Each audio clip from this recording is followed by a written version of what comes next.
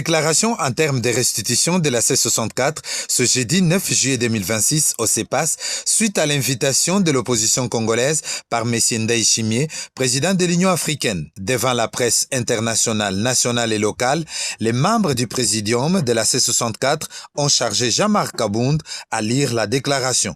Il ne saurait être question de suspendre les actions citoyennes ni d'engager un dialogue tant que M. Félix Tshisekedi n'aura pas renoncé publiquement et définitivement à son projet de changement de constitution qui divise la nation et menace le pays de balkanisation.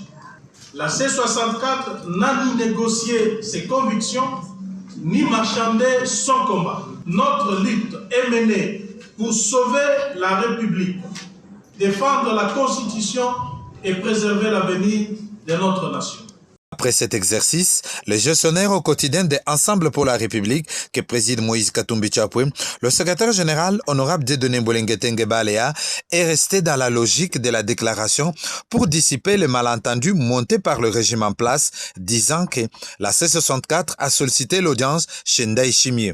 Faux et un vrai faux, rétorque Bolenge qui appelle en même temps la population congolaise à participer à la grande marche pacifique du 22 juillet vers le palais de la nation a envie d'exiger la démission de Félix Antoine Tshisekedi Tshilombo. La coalition article 64 n'a pas sollicité le président burundais.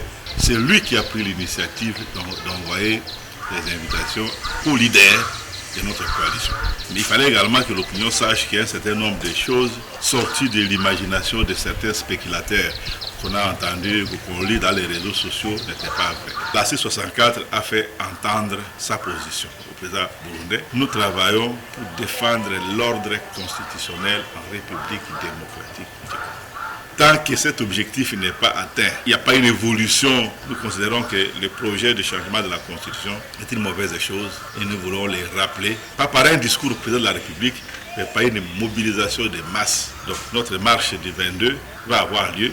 La mobilisation doit se poursuivre parce que le 22 juillet, le peuple doit montrer au monde qu'il désavoue la malgouvernance actuelle du pays. Il désavoue le président Tshisekedi et sa famille politique dans leur démarche de vouloir changer la Constitution. Le rendez-vous est donc pris pour le 22 juillet 2026 pour la marche pacifique sous l'encadrement des éléments de l'ordre.